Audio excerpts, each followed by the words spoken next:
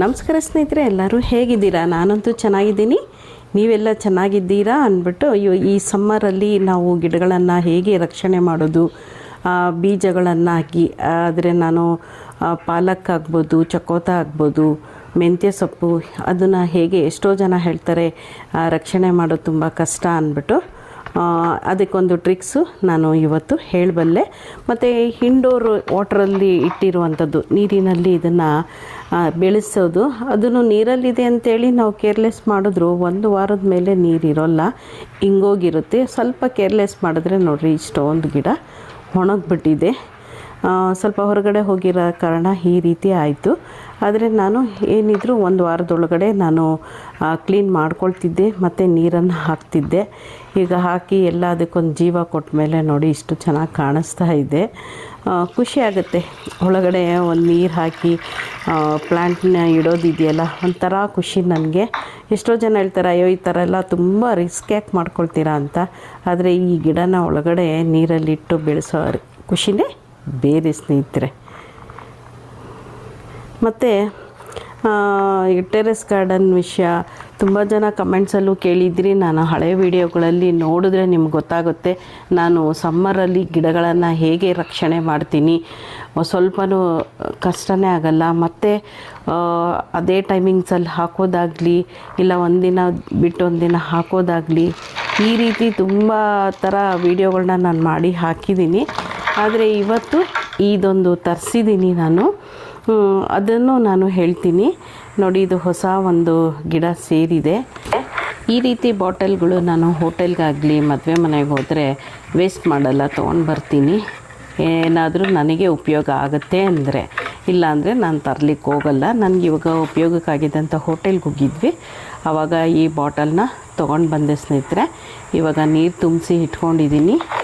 ಈ ಒಂದು ತೊಗೊಂಡ್ನಲ್ವ ಸಮ್ಮರ್ಗೆ ಯೂಸ್ ಮಾಡೋವಂಥ ಈ ಥರ ಒಂದು ಕ್ಯಾಪ್ ತೊಗೊಂಡಿದ್ದೀನಿ ಸ್ನೇಹಿತರೆ.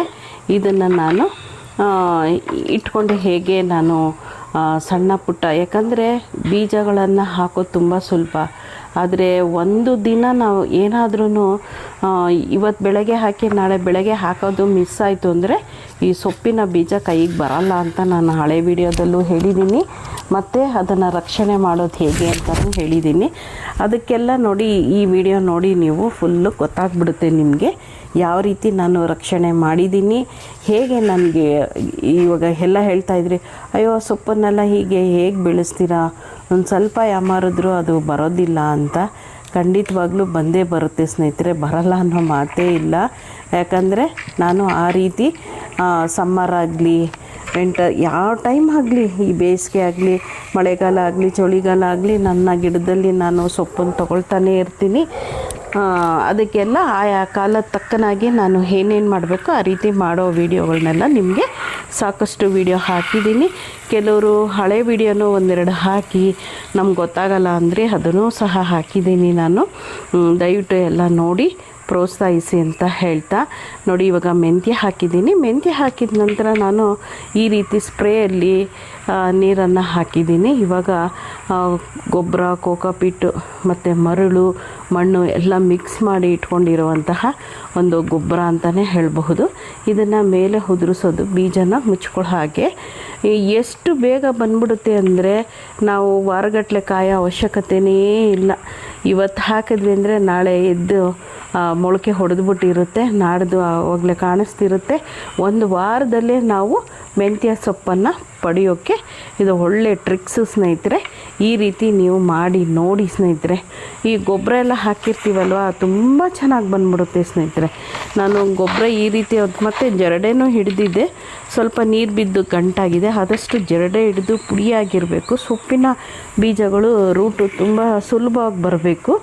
ಮತ್ತು ಇದನ್ನು ನಿಧಾನವಾಗಿ ನೋಡಿ ಈ ರೀತಿ ಸ್ವಲ್ಪ ಬೀಜ ಹಾಕಿದ ಕೂಡಲೇ ನೆನೆಸ್ಬೇಕು. ಈ ರೀತಿ ಎನಿ ಟೈಮ್ ಸ್ವಲ್ಪ ನೆಂದಿರಬೇಕು. ಹಂಗನ್ಬಿಟ್ಟು ತುಂಬ ನೆನೆಸೋಕೆ ಹೋದರೆ ಕೊಳ್ತೋಗುತ್ತೆ, ಮತ್ತು ಹಬೆ ಹೊಡೆದ್ರೆ ಜಾಸ್ತಿ ಹಾಳಾಗ್ಬಿಡುತ್ತೆ. ಮತ್ತು ತಣ್ಣಗಿರಬೇಕು. ಇದು ಕನ್ನಡದಲ್ಲಿ ಕೂಲಂಕುಷವಾಗಿ ಹೇಳೋ ಅಂಥದ್ದು. ಕೆಲವರು ನೀವು ಕನ್ನಡದಲ್ಲಿ ತುಂಬ ಚೆನ್ನಾಗಿ ಹೇಳ್ತೀರಾ ಅಂತ ಹೇಳಿದ್ರಿ. Thank you so much. ಈ ರೀತಿ ನಾನು ಸೊಪ್ಪಿನ ಬೀಜನ ಹಾಕಿ ಈ ರೀತಿ ನೀರನ್ನೆಲ್ಲ ಹಾಕ್ತಾಯಿದ್ದೀನಿ ಸ್ನೇಹಿತರೆ. ಈ ರೀತಿ ನೀರನ್ನು ಹಾಕ್ಬಿಟ್ರೆ ಏನಾಗುತ್ತೆ ಅಂದರೆ ಒಣಗೋ ಮಾತೇ ಇರಲ್ಲ, ಮತ್ತು ಸಣ್ಣ ಪುಟ್ಟ ಮೊಳಕೆ ಅಲ್ವಾ, ಅದಕ್ಕೆಲ್ಲೂ ಹಾನಿ ಸಹ ಆಗೋಲ್ಲ ಸ್ನೇಹಿತರೆ. ನಾನು ನೀಟಾಗಿ ಇವಾಗ ನೀರನ್ನು ಹಾಕಿದ್ದೀನಿ.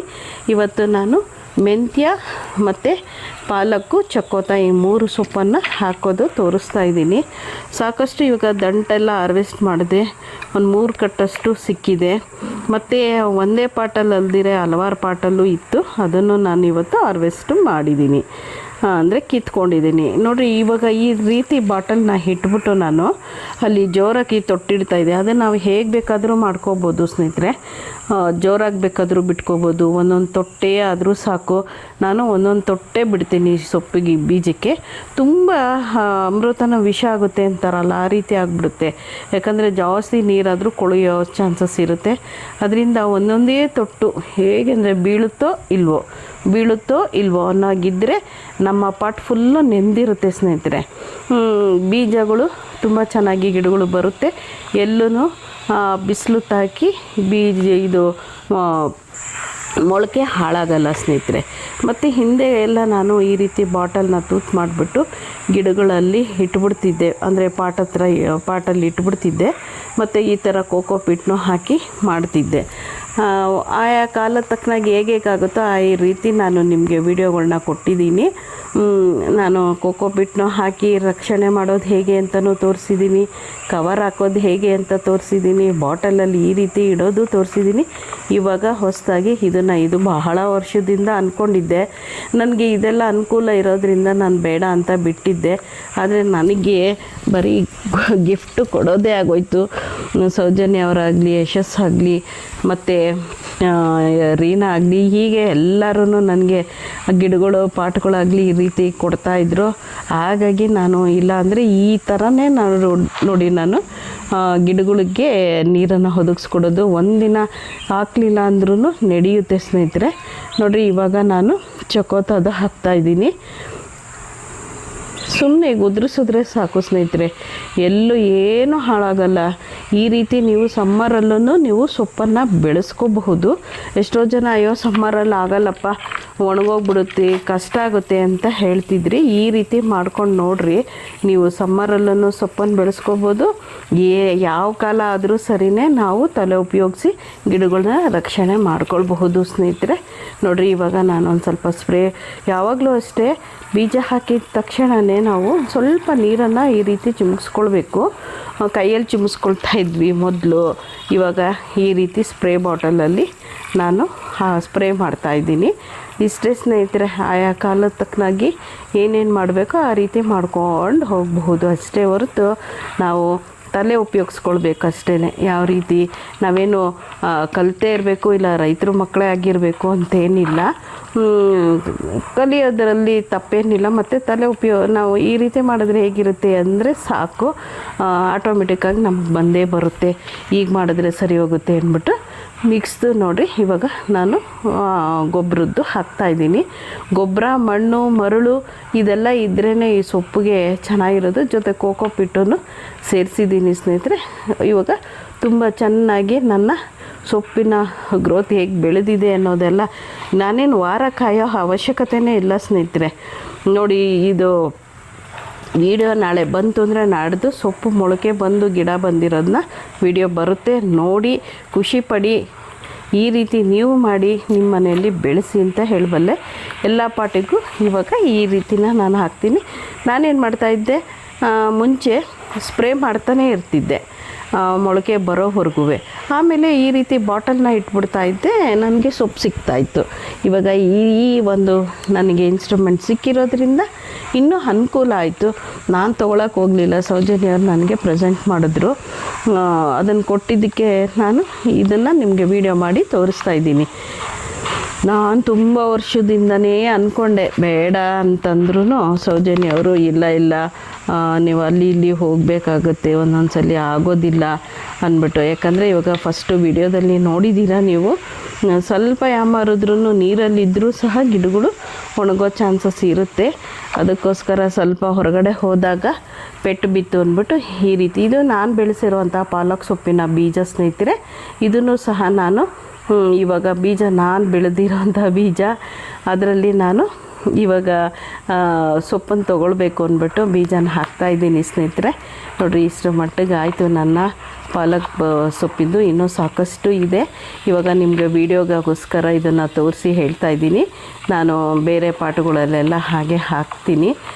ತುಂಬ ಚೆನ್ನಾಗಿ ಬರುತ್ತೆ. ನಾವೇ ಬೀಜ ಒಂದ್ಸಲಿ ತಂದರೆ ಸಾಕು ಸ್ನೇಹಿತರೆ. ನಾವೇ ಮನೆಯಲ್ಲಿ ಆದಷ್ಟು ಬೀಜ ಮಾಡ್ಕೊಳ್ಳೋದು ಉತ್ತಮ. ಏನೋ ಒಂದು 50 ರೂಪಾಯಿ ಕೊಟ್ಬಿಟ್ರೆ ಏನಾಗುತ್ತೆ ಅಂದ್ಕೊಳ್ತಾರೆ ಕೆಲವರು. ಆದರೆ 50 ರೂಪಾಯಿ ಕೊಡೋದು ಮುಖ್ಯ ಅಲ್ಲ. ನಾವೇ ಬೀಜ ಮಾಡೋದೊಂದು ಕಲ್ತಂಗೂ ಆಗುತ್ತೆ, ಮತ್ತು ನಿಮಗೂ ತಿಳಿಸ್ದಂಗೂ ಆಗುತ್ತೆ, ಜೊತೆಗೆ ಉಳಿತಾಯನೂ ಆಗುತ್ತೆ, ಎಲ್ಲನೂ ಆಗುತ್ತೆ ಅನ್ನೋ ಒಂದು ಕಾರಣಕ್ಕೋಸ್ಕರ ಇವಾಗ ನಾನು ಬೀಜನ ಮಾಡಿ ಈಗ ನನ್ನ ಕೈಯಾರೆ ಬೆಳೆದಿರುವಂತಹ ಬೀಜ ನಾನು ಇವಾಗ ಅದರಲ್ಲಿ ಸೊಪ್ಪನ್ನು ತೊಗೊಳಕ್ಕೆ ಸಿದ್ಧಲಾಗಿದ್ದೀನಿ. ಎಷ್ಟೋ ನಿಮ್ಗೆ ಹೇಳಿದ್ದೀನಿ, ನಾನು ಯಾವುದೇ ಆಗಲಿ ಮೊದಲು ನಾನು ಬೀಜ ಮಾಡ್ಕೊಳ್ತೀನಿ, ಅನಂತರವೇ ನಾನು ಮನೆಗೆ ಬಳಸ್ಕೊಳ್ಳೋದು. ಈ ರೀತಿ ನೋಡಿ, ಚೆನ್ನಾಗಿ ಇದು ಬಿಸಿಲಿದೆ ಸ್ನೇಹಿತರೆ. ಅಲ್ಲಿ ನೀರು ಹಾಕಿಲ್ಲ ಅಂತ ಕಮೆಂಟ್ಸ್ ಮಾಡಬೇಡಿ. ಅಲ್ಲಿ ಬಿಸಿಲಿರೋದ್ರಿಂದ ನೀರು ಹಾಕಿರೋದು ಅದು ಇದಾಗ್ತಾ ಇದೆ ಅಷ್ಟೇ.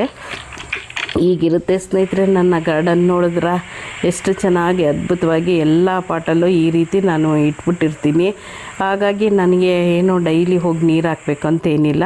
ಕುತ್ಕೊಂಡು ಇದು ಬಾಟಲ್ಗೆಲ್ಲ ನೀರು ಹಾಕ್ಬಿಟ್ಟು ಇಟ್ಬಿಟ್ರೆ ನಮ್ಮದು ಹಸಿರಾಗಿರುತ್ತೆ, ಎಲ್ಲೂ ಒಣಗೋದೇ ಇಲ್ಲ. ನುಗ್ಗೆ ಸೊಪ್ಪು ನೋಡ್ರಿ ಹಾಕಿದ್ದು ಎಷ್ಟು ಚೆನ್ನಾಗಿ ಬಂದ್ಬಿಟ್ಟಿದೆ.